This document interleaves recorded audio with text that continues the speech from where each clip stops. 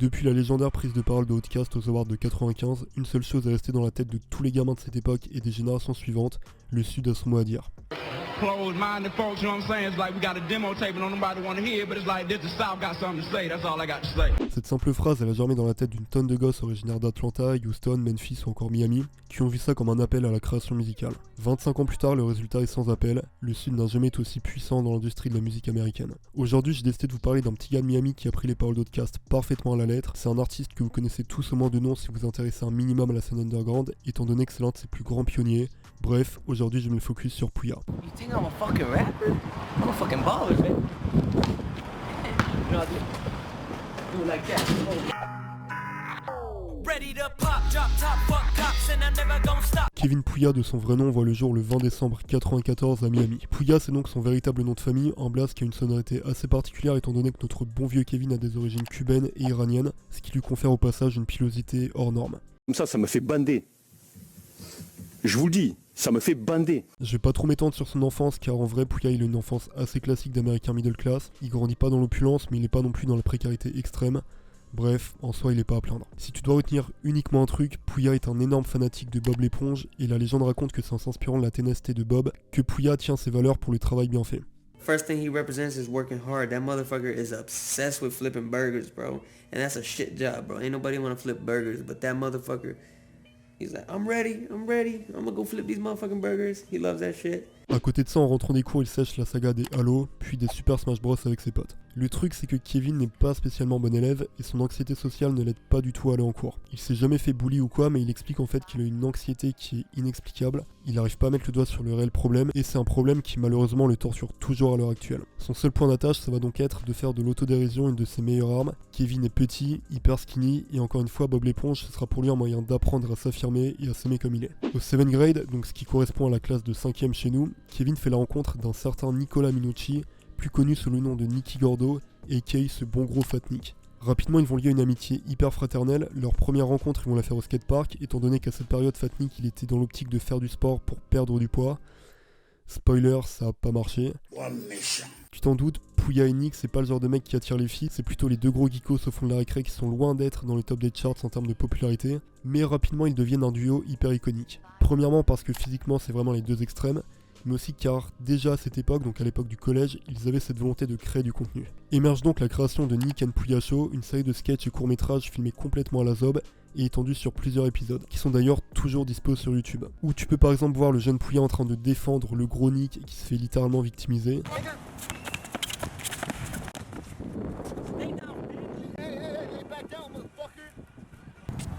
Yo, Pouya, yo, these dudes just fucked with me. We got a train so we can crush these niggas in b-ball. Et au passage, il y a quelques épisodes qui sont plutôt marrants que je vous recommande d'aller checker. Évidemment, ça a pris des rides, c'est très amateur, mais il y avait déjà un potentiel à l'époque. Cette série de vidéos, ça va durer pendant plusieurs mois, ça va complètement bider. Globalement, il n'y a que leurs potes qui ont regardé en fait, mais c'est les premières traces de Pouya sur internet. Plus le temps avance et plus les choses se dégradent. Fat Nick est en échec scolaire et arrête les cours avant même de sortir du collège pour devenir dealer. Étonnant, non? Et Pouya, entraîné par sa fainéantise, son anxiété et le décrochage de son meilleur pote, finit par lâcher l'école au 10e grade, soit l'équivalent de la 3e.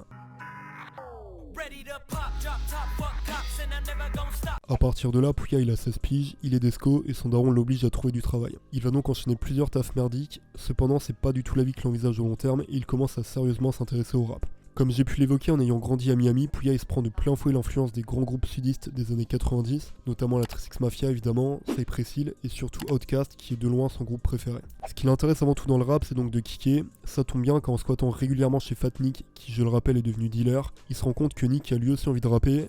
Ils vont donc s'entraîner mutuellement, et puis quoi qu'il arrive, ils sont déscolarisés, donc autant rentabiliser le temps perdu. Alors autant il y a des artistes qui font des débuts assez ridicules, et so Ghostmail, mais pour Pouya, la sauce prend plutôt vite, et le talent a l'air d'être vraiment inné. Il commence donc à bombarder sur Facebook, Twitter, SoundCloud et globalement toutes les plateformes possibles. La hype commence à gentiment monter, sachant qu'à cette période, soit en 2011, le rap SoundCloud ça existait à peine, il y avait vraiment zéro rappeur underground, enfin du moins la forme underground qu'on connaît actuellement. Vous l'avez compris, Pouya c'est donc un pionnier et il va rapidement se faire repérer par un crew qui est en train de littéralement poser ses couilles sur la scène rap de Miami, à savoir le Raiders Clan. Je ferai peut-être un épisode carrément dédié au Raiders Clan parce qu'il y a vraiment matière à développer. En tout cas là, pour faire simple, ce qu'il faut comprendre, c'est que c'est un collectif de la trempe du ASAP Mob qui commençait à vraiment pop, surtout en 2013, mais qui a été freiné dans sa course par l'arrogance et le manque de tact du leader du clan, à savoir Space Ghost Purp, qui à force de créer du drama a fini par se mettre absolument tout le monde à dos.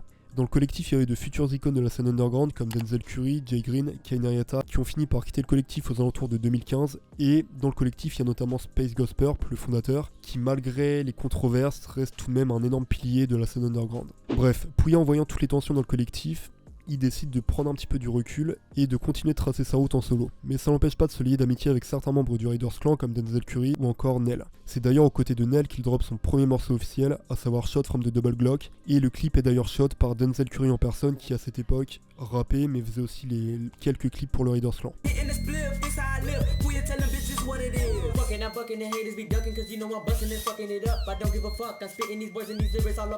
Je pense qu'on le voit, mais dans le clip Pouya il est très jeune, il a littéralement 17 piges, et malgré son manque cruel de maturité, on décèle déjà une vraie aisance et une identité musicale déjà marquée. Shot from the Double Glock, ça donne donc à Pouya un début de crédibilité sur la scène de Miami, si bien qu'en 2012 il drop son tout premier projet, une mixtape dénommée Fuck It. Un projet super bordélique, très amateur, mais inexplicablement attachant et rempli de potentiel.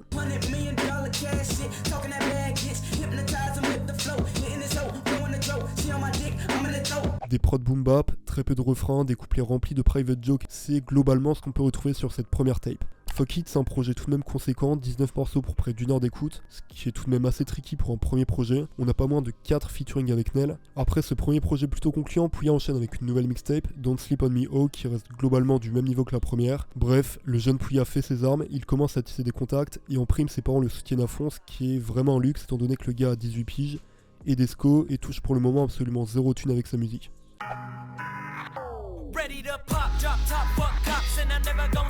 En 2014, Pouya drop une nouvelle tape, Stena, mais la révélation elle arrive en 2015 à la sortie de Southside Slug. Cette mixtape c'est vraiment le projet de validation pour Pouya.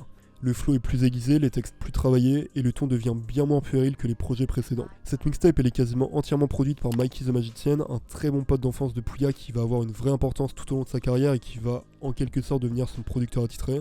Sur cette mixtape, Pouya débarque avec une vraie vague sudiste qui va vite devenir sa marque de fabrique, autant au niveau des sonorités très chill que de la DA axée sur des palmiers et des gros road trips en Cadillac. Ça donne lieu à plusieurs morceaux cultes comme le premier morceau de la tape qui est l'une des pépites de la discographie de Pouya.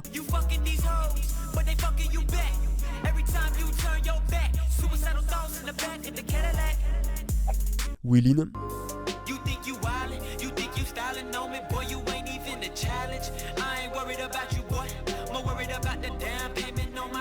Et notamment l'arrivée de plusieurs personnages qui vont rapidement devenir très proches de Pouya, à savoir Denzel Curry, Germ, Mikey the Magician ou encore le gros Nick qu'on peut retrouver sur le morceau So What.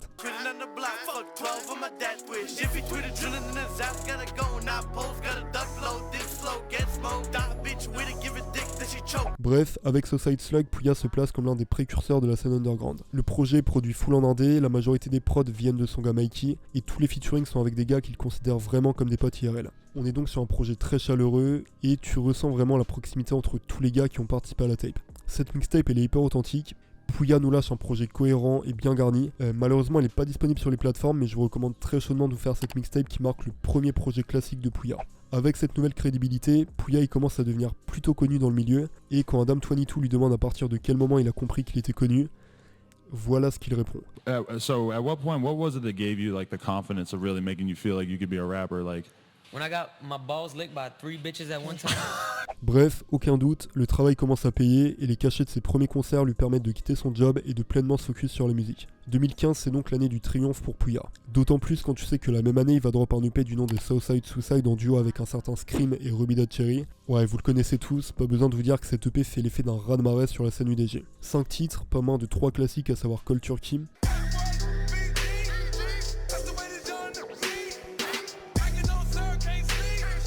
le morceau éponyme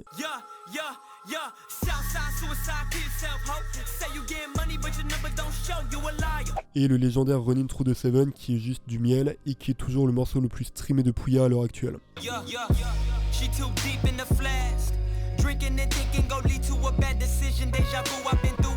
Bref, ce petit EP il va donc énormément bénéficier à Pouya, mais aussi aux Boys qui copent une vraie crédibilité à partir de là. C'est d'ailleurs à cette période que Pouya va entrer en contact avec Germ, donc malheureusement ils n'ont pas fait de projet entièrement ensemble, mais il y a tout de même pas mal de singles qui circulent entre Pouya et Germ, donc je vais vous mettre un extrait à l'écran, mais croyez-moi, l'alchimie entre Pouya et Germ, elle est très particulière mais pourtant très très efficace. I got 4 fat hoes in the back of my RAV4. Pull up, hop out, they all gripping fofos. No thug shit, my niggas got plugs, bitch. Bref, en tout cas pour éviter de me répéter vis-à-vis de la relation entre Germ et Pouya, je vous renvoie direct vers ma vidéo L'histoire de Germ qui revient en détail sur sa rencontre avec Pouya. Ce qu'il faut retenir de tout ça, c'est donc que Pouya, épaulé par son frérot Fatnik, ont monté le collectif des Bouffé Boys en 2014. Bouffé, c'est littéralement la traduction française de buffet pour symboliser cet aspect de régal auditif qu'on peut ressentir en écoutant leur musique. Donc en vrai, techniquement le collectif il est fondé par Fatnik et à ça vont s'ajouter 3 autres fondateurs.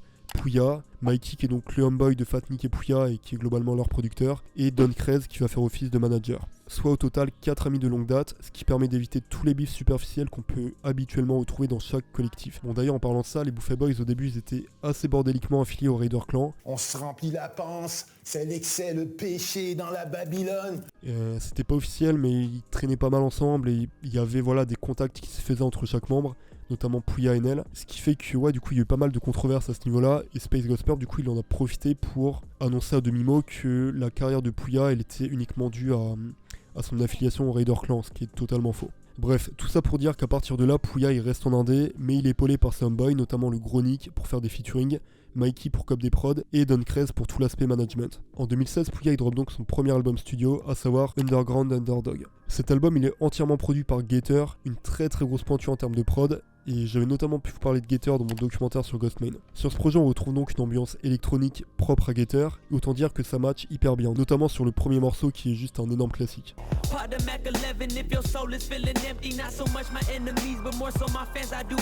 Le but avec Underground Underdog c'est de prouver que malgré son statut d'outsider, Pouya est capable de tout retourner dans l'industrie de la musique, notamment grâce à l'un de ses plus gros atouts, son statut de kicker qui est parfaitement mis en avant dans Scrubs, et au passage c'est à partir de là perso que j'ai découvert Pouya, c'est à partir de ce clip là, et bref en plus de ça je trouve qu'il y a vraiment une atmosphère, la prod est absolument géniale.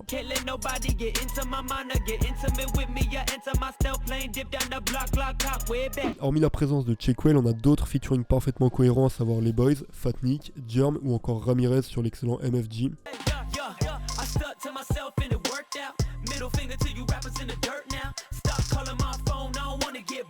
Underground Underdog c'est solide, 14 titres et c'est probablement la meilleure porte d'entrée pour découvrir la musique de Pouya. En 2017, Pouya il a donc clairement un nom sur la scène underground et cette même année il sort ce qui est pour moi toujours à l'heure actuelle son meilleur projet, à savoir Drop Out of School. Cette mixtape est en duo avec Nick et le nom de la tape et la cover ça fait évidemment référence à leur décrochage scolaire, au point où ils ont même posé devant leur ancien lycée. Drop Out of School ça marque donc le premier projet entièrement en duo avec Fatnik, et pour que vous voyez un petit peu le délire, Pouya et Nick sont tellement proches qu'ils avouent déjà avoir gangbang des fangirls en duo après les concerts. C'est immonde. He went underneath and I went from the top. Now we were way separated. Yeah, let's make that clear. The separation was about like this. Alright. Ça les gars, c'est ce qu'on appelle une amitié en béton. Pour revenir à Drop Out of School, on est donc sur une tape de 10 morceaux et c'est globalement que des classiques. C'est à partir de là que Pouya fait pousser sa moustache légendaire et je vous envoie tout de suite le clip de Torche qui est pour moi l'un, si ce n'est le meilleur morceau de Pouya.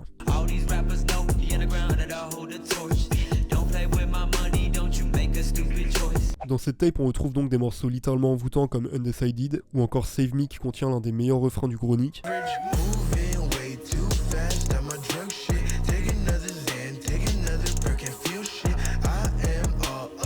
Middle of the Mall qui contient un clip absolument incompréhensible.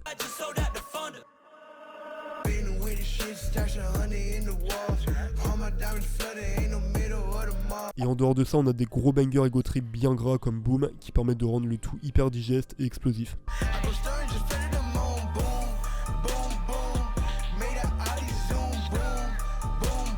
Drop Out of School c'est au final un bijou poli par 3 personnes, Pouya et Fatnik qui forment l'un des duos les plus iconiques du game et qui sont parfaitement complémentaires, et le producteur Flexatelli qui produit entièrement les 10 titres de la mixtape, et qui est tout comme Gator une très grosse pointure sur la scène underground. Bref, si vous devez écouter un seul projet de Pouya, je vous conseille vivement Drop Out of School qui, pour moi, reste indétrônable. 2017, c'est donc l'explosion pour Pouya, et le succès rencontré grâce à Drop Out of School, ça lui permet de solidifier sa réputation et d'enchaîner les featuring avec d'autres artistes qui ont le vent en poupe, comme sur l'excellent Death by Dijonor en feat avec Chakewell, Ghostmane et Eric the Architect.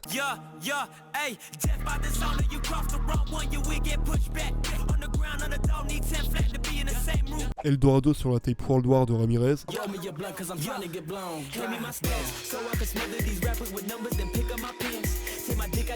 Ou encore Phase Unlearn avec Ghostmane qui deviendra l'un des plus gros succès de Pouya en termes de stream, mais ça tu le sais déjà si t'as maté mon documentaire sur Ghostmane.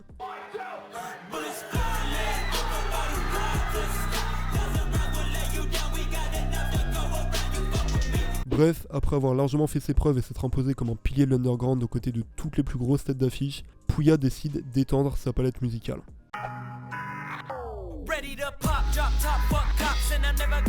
En 2018, Pouya revient très fort avec un deuxième album studio, à savoir 5-5, un nom qui fait directement référence à sa taille d'1m65. Et le fait d'en faire le titre de son album, c'est une manière pour lui de s'affirmer en jouant avec l'autodérision, comme lui a appris son fidèle mentor, à savoir Bob. Avec cet album, on s'éloigne de l'aspect puéril et explosif des deux tapes précédentes pour arriver sur un projet mature et très aérien. Les inspi old school sont flagrantes et la cover à l'ancienne devant une Cadillac illustre carrément bien la vibe de l'album. On a une énorme place qui est réservée aux prods qui viennent d'ailleurs quasiment toutes de Mikey, et cette vibe cloud rap super légère, elle est hyper présente, notamment avec le morceau Daddy Issues qui est pour moi l'un des meilleurs de l'album.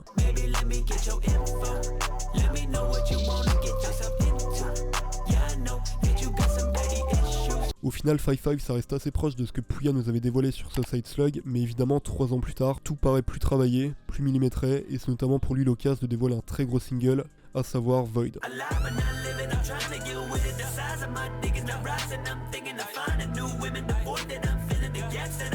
Bref, 5-5 c'est l'album de la maturité, et avec ça Pouya sort de la catégorie purement underground pour venir faire de l'œil à un public plus large et aussi plus âgé grâce à cette DA hyper rétro. Cette identité à mi-chemin entre white trash hystérique et réanimateur des sonorités old school du sud des États-Unis, ça va rapidement devenir la marque de fabrique de Pouya, au point où son t-shirt de Outkast va rapidement devenir un élément indissociable de sa personne, au même titre que le roi et son médaillon. Ah ouais, je vais te faire une visite téléguidée. En parlant du légendaire t-shirt de Outkast, petite anecdote croustifondante, c'est sa meuf qui lui a offert, Coco, donc c'est le nom de sa meuf, est en couple avec Pouya depuis le début de sa carrière, et malheureusement il y a quelques années il va développer un cancer hyper rare, ce qui va évidemment énormément affecter Pouya. Rassurez-vous, elle a globalement réussi à s'en remettre, mais c'est un événement qui va encore aujourd'hui participer à l'anxiété et à la dépression de Pouya. Il va donc lui dédier un morceau entier dans son album sorti en 2019, et ça tombe bien car ça me permet de faire la transition vers The South Got Something to Say. Cet album c'est donc la suite logique de 5-5, et ici le titre est hyper évocateur. Étant donné que Pouya a tout simplement repris la phrase culte prononcée par André 3000 au Music Award de 95. Sur la cover on a d'ailleurs droit à un Pouya en mode Walter White, un vieux cutéreux au beau milieu d'un champ,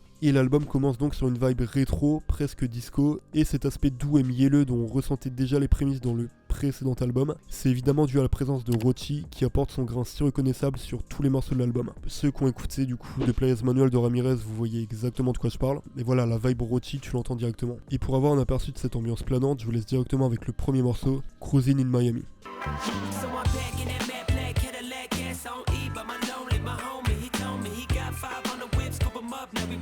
The South Got Something to Say c'est donc une thérapie, autant pour l'auditeur que pour Pouya lui-même. Et sur toute la première partie de l'album, la haine est mise de côté pour laisser place à la reconnaissance. Ça donne lieu à ce qui est pour moi le morceau qui est symboliquement le plus beau de la discographie de Pouya, à savoir I'm Alive.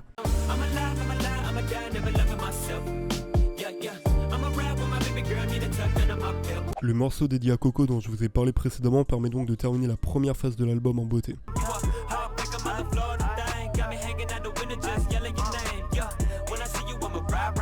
Une fois que la vague de douceur est passée, on retourne sur un Pouya plus classique à base de gros featuring bien crades, à savoir Ghostmane, la légende Juicy J, ou encore City Morgue sur l'excellent Bulletproof Shower Cap.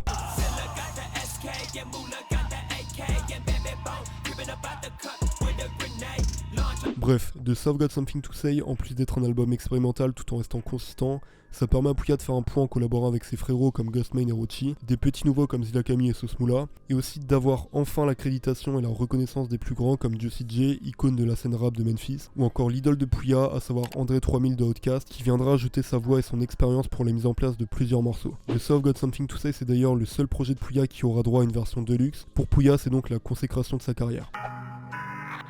Ready to pop, drop top, fuck cops À partir de là, la réputation de Pouya n'est plus à faire. Et entre temps, les Suicide Boys ont eu le temps de bien step up. Ils lui renvoient donc la balle en programmant Pouya sur la line-up du Grey Day Tour, ce qui va donner lieu à une tournée mémorable entre les membres du G59 et des Buffet Boys. Ça va être aussi l'occasion pour Pouya et Fatnik de booster l'intérêt autour des Buffet Boys en commercialisant tout un merch autour de leur univers, dont cette fameuse peluche de bébé Fatnik qui est absolument collector. En 2020, Pouya commence à étroitement collaborer avec un autre artiste bien connu des fans d'Underground. C'est à partir de là que ce que j'appelle le triumvirat de l'obésité va se mettre en place. En plus de ses nombreuses collabs avec Fatnik et Cheikwell, Pouya nous drop 2 mixtapes en collab avec Booby Lotaveli, qui est au passage un artiste beaucoup trop sous-coté. Ces 2 mixtapes en duo, c'est donc la saga des Greatest Hits, et ce que j'aime beaucoup dans ces tapes, c'est la super belle chimie entre la versatilité de Pouya et la vibe très latine un petit peu mafioso que dégage Booby. Dans le volume 1, je vous recommande grandement le morceau Get Money.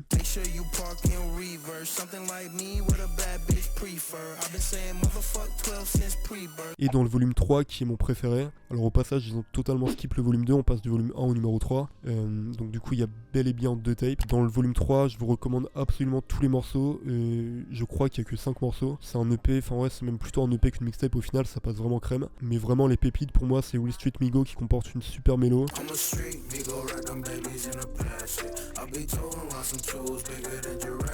Sit Up et le remix de Rey Mysterio qui est à la base l'un des plus gros hits de Booby en solo. Et là du coup on a l'ajout du couplet de Pouya qui rend le morceau original encore meilleur.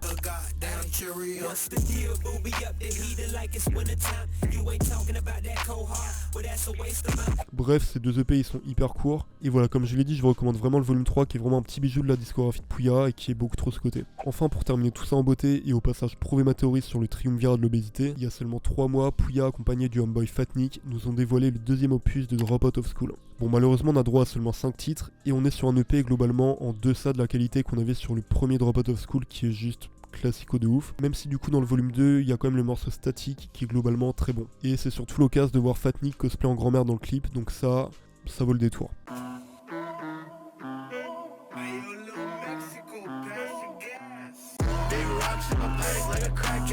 Et d'ailleurs c'est vrai que j'en ai pas parlé mais globalement les Buffet Boys ils réalisent tous leurs clips eux-mêmes. Tu vois que c'est de l'indé, tu vois qu'ils se débrouillent un petit peu comme ils peuvent et pourtant ça donne lieu à des clips absolument géniaux. Ils débordent de créativité, franchement les clips de Pouya ça fait partie de son identité musicale en fait. Pour capter vraiment toute la complexité du personnage de Pouya, je pense qu'il faut vraiment prendre le temps de mater les clips. Au passage, je me devais quand même de mentionner le morceau Outlaws en feat avec Terror Raid qui est juste génial. C'est uniquement un single qui est sorti l'année dernière et ça a donné lieu à un clip western qui est génial.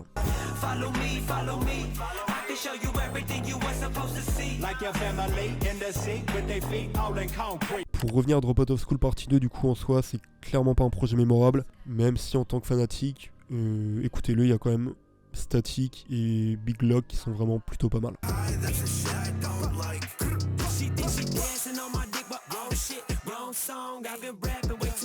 Comme d'hab, Fatnik ici va très globalement nous parler de lean et ça me permet de caler une petite info qui a tout de même son importance. Pouya ne consomme absolument aucune drogue, ce qui mérite quand même d'être mentionné pour un artiste underground. La raison elle est très simple, en fait Pouya il a déjà essayé dans sa jeunesse, donc notamment le cannabis et la lean, et ça a un très mauvais impact sur sa santé mentale, déjà qu'il est un petit peu dépressé et sujet à l'anxiété. À chaque fois ça le fout dans un très mauvais mood, il a une mauvaise défonce en fait tout simplement et c'est pas pour lui quoi.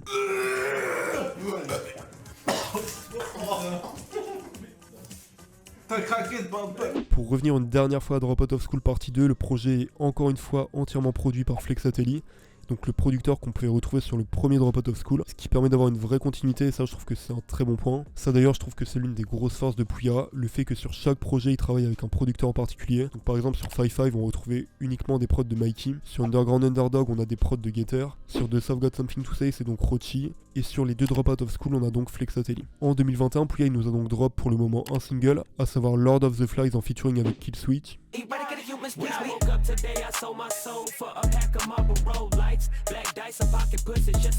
Et d'après ses dires et surtout d'après ses stories Instagram, il est en plein dans le charbon pour son prochain album qui s'intitulerait visiblement Smell Like Florida. Donc encore une fois ce rapport au sud qui est omniprésent dans sa musique, et techniquement l'album devrait arriver au courant de l'année 2021, et quoi qu'il arrive vous pouvez compter sur moi pour vous sortir une analyse dès que le projet sera dispo.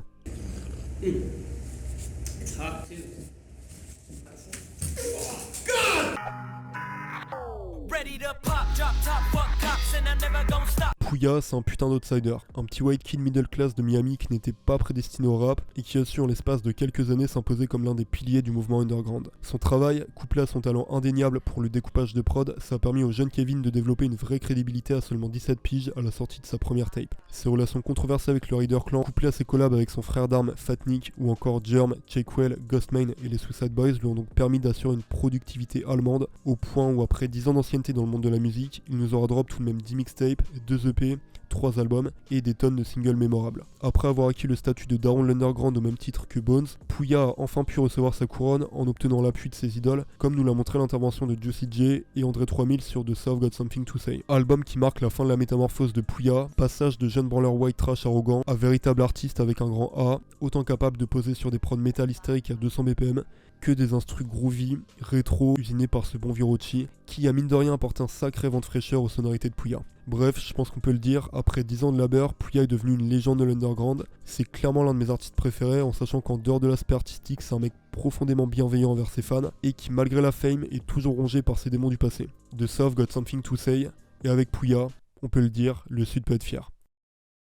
Voilà pour cet épisode sur Pouya, c'était un épisode que je comptais faire depuis très longtemps. Du coup, si t'as aimé, évidemment, je t'invite fortement à laisser un like. Si tu veux me soutenir, parce que c'est vrai que ça demande tout de même du travail, j'ai un YouTube, donc le lien est directement dans la bio. Et du coup, dans les commentaires, n'hésitez pas à me dire, les gars, quel est votre projet préféré de Pouya. Personnellement, je l'ai déjà dit, du coup, c'est Drop Out of School que je trouve tout bonnement indétrônable. Bref, pour ceux qui ont été attentifs au début de la vidéo, j'ai mis un petit screen pour dire qu'il fallait rester jusqu'à la fin. Et pour ceux qui sont restés jusque là, du coup, les gars, je vous drop ma playlist Spotify Pouya. Bon, malheureusement, il y a plusieurs projets de Pouya qui sont pas disponibles sur les plateformes. Donc pour cela, genre Suicide Slug et tout, je vous conseille d'aller checker directement sur SoundCloud ou YouTube. De toute façon, tous les liens sont dans la bio. Mais voilà, en tout cas, toute la musique de Pouya qui est disponible sur Spotify. Ce que j'ai fait, c'est que je vous ai pondu une playlist de 2h15 qui regroupe globalement vraiment les meilleurs morceaux de Pouya. Évidemment, il y a une grosse part de subjectivité là-dedans et c'est ma playlist en fait, donc il y aura forcément des morceaux que vous aimez peut-être que j'ai pas mis dedans et inversement. Mais voilà, en tout cas, si tu veux vraiment avoir un aperçu de la discographie de Pouya, moi le but c'est vraiment de drop une playlist assez condensée, donc 2h15. Ça reste assez long, mais étant donné le nombre de projets qu'a drop Pouya, je pense que c'était un petit peu compliqué de faire moins. Et voilà, le but c'est que tout ça c'est dans l'ordre chronologique. Donc vraiment, en écoutant tout ça d'une traite, ou même pas d'ailleurs, même en plusieurs fois, tu vois vraiment l'évolution de Pouya en tant qu'artiste. Et personnellement, je trouve ça plutôt intéressant. C'est pas la première fois que je fais une playlist comme ça, j'en avais déjà fait une pour Ghostmane et Denzel Curry. D'ailleurs, merci à tous les gens qui sont abonnés à ces playlists là. Du coup, voilà, j'en rajoute une troisième à partir de maintenant. Donc, à l'heure où tu vois la vidéo, la playlist vient de sortir. Tu vas sur Spotify. De toute façon, je mets le lien dans la bio, ou sinon tu tapes directement Spartak, ou alors Spartak Pouya, et je pense que tu devrais trouver. Bref, du coup, voilà les mecs. N'hésitez vraiment pas à me donner d'autres idées pour les prochains documentaires. Donc, le mec qui m'est le plus demandé, je crois que c'est Bones. Alors, les gars, Bones, je vais forcément le faire, mais c'est pour l'instant pas ma priorité. Mais je pense que vous l'avez compris, moi, ma cam de prédilection, c'est vraiment les Buffet Boys et les artistes du D59 Record. Si vous avez d'autres artistes, hormis Bones, à me proposer, n'hésitez pas quoi. Bref, je pense que j'ai tout dit, j'espère vraiment que t'as kiffé la vidéo, moi j'ai pris beaucoup de plaisir à la faire. Comme je l'ai dit, n'hésite pas à laisser un petit like évidemment pour soutenir le travail, allez checker le YouTube si jamais, laissez un commentaire en me disant quel est ton projet préféré de Pouya, et évidemment t'abonner si tu veux être au courant des prochaines vidéos qui vont sortir, donc d'ailleurs active la cloche. Dans 2 semaines, nouvelle vidéo, c'était Spartak, et moi je te dis à la prochaine. Ils lui ont mielé le cul au poulet, regarde, ils ont mielé son cul. Tout est lubrifié au miel. Ah ouais.